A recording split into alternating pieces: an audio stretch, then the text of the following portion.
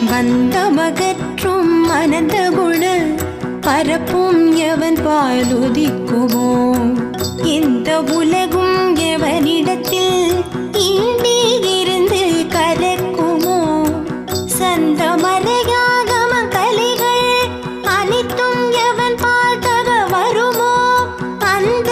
இறையாம் கணபதியை அன்பு கூற தொழுகின்றோம்.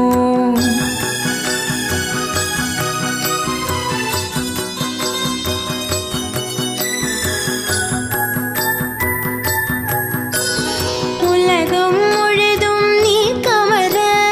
ஒன்றாய் நிற்கும் பொருளெவனும் உலகில் பிறக்கும் விகாரங்கள்